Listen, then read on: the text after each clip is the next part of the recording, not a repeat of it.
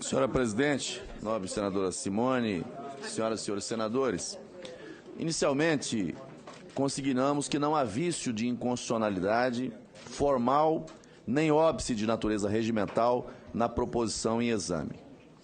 Todos os PDLs, ora apreciados, encontram assento meramente formal, registre-se no artigo 49, inciso 5 da Constituição Federal de 88, o qual concede ao Congresso Nacional a atribuição de sustar atos normativos editados pelo Poder Executivo que extrapolem o poder regulamentar ou dos limites da delegação legislativa. Contudo, em que pese a observância formal do fundamento constitucional, não há como os PDLs prevalecerem, uma vez que são materialmente inconstitucionais. Desde logo destaco que pretendo tratar da matéria em linhas claras e objetivas. Os projetos de decreto legislativo, ora apresentados, como consignado, se fundam no artigo 49, inciso 5 da Constituição Federal, que trata da possibilidade de sustar atos normativos do Poder Executivo que exorbitem do poder regulamentar ou dos limites de delegação legislativa. Chamo a atenção para a altissonante voz da Constituição que desenha os contornos da atuação do Congresso Nacional.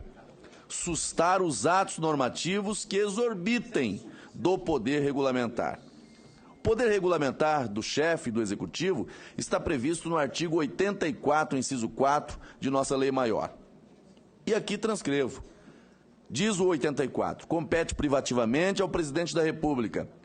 Inciso 4, sancionar, promulgar e fazer publicar as leis, bem como expedir decretos e regulamentos para sua fiel execução.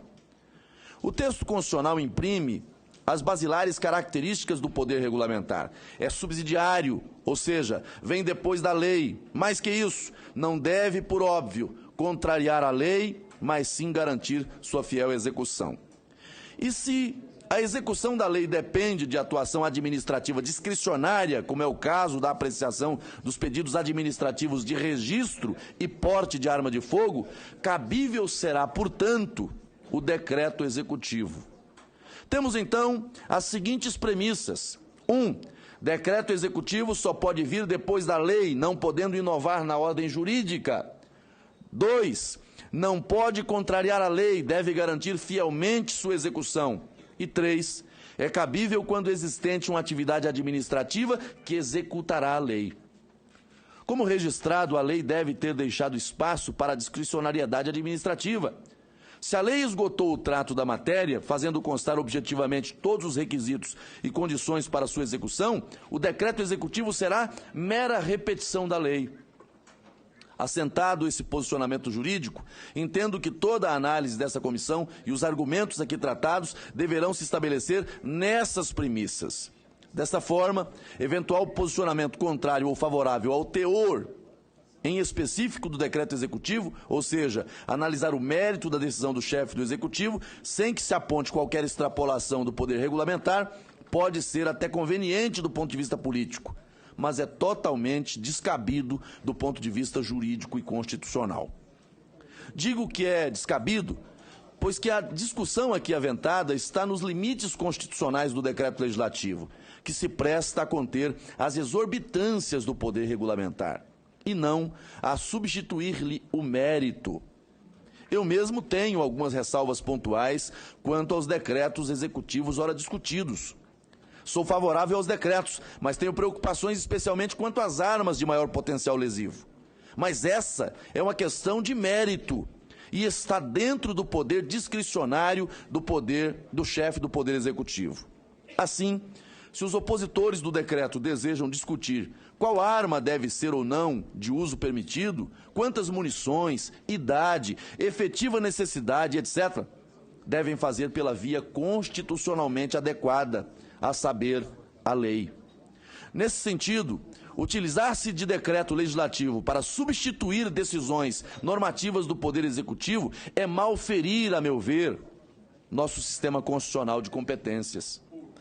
Com base nas premissas que dantes enunciei, não vejo, senadores, qualquer extrapolação do poder regulamentar, porque, no caso específico, o presidente da República, nos estritos termos autorizados pela Lei 10.826 de 2003, que dispõe sobre o registro, posse e comercialização de armas de fogo e munição, editou os decretos executivos. Ou seja, os decretos 9785, 9797 de 2019, que se prestam a regulamentar a citada lei, atendem ao caráter subsidiário que devem ter.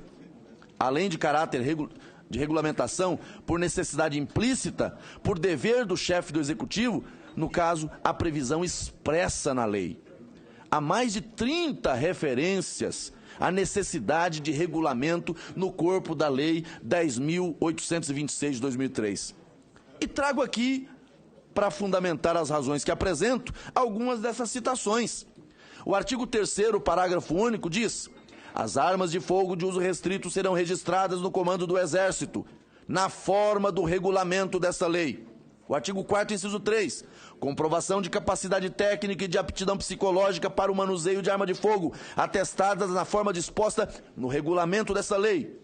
Artigo 4º, parágrafo 2º, a aquisição de munição somente poderá ser feita no calibre correspondente à arma registrada e na quantidade estabelecida no regulamento dessa lei. O artigo 4º, parágrafo 8º, estará dispensado das exigências constantes do inciso 3 do caput desse artigo, na forma do regulamento, o interessado em adquirir. E assim por diante, o 6º, inciso 9, para os integrantes das entidades do desporto legalmente constituídas, cujas atividades esportivas demandem o uso de armas de fogo, na forma do regulamento dessa lei. E o 10, parágrafo 1º, a autorização prevista neste artigo poderá ser concedida com eficácia temporária e territorial, limitada nos termos de atos regulamentares. Senhora Presidente, senhoras e senhores senadores, não resta dúvida, portanto, que o que fez o Presidente da República foi dar eficácia efetiva à norma aprovada por este Congresso Nacional, garantindo-lhes seu fiel cumprimento. Ademais, cumpre registrar que os decretos ora analisados simplesmente substituem decretos anteriores, editados pelo presidente Lula em 2004 e 2008 e em 2016 pelo presidente Temer. A primeira regulamentação feita pelo presidente Lula em 2004 já previa condições de aquisição, registro, posse e porte de arma, conforme autorizado pelo Estatuto do Desarmamento. O que se fez agora é alterar essas condições. Assim como o presidente Lula teve a discricionariedade de editar o decreto 5123 de 2004 e o decreto 6715 de 2008, o presidente Jair Bolsonaro tem, pelo mesmo princípio, a prerrogativa de editar os decretos ora analisados.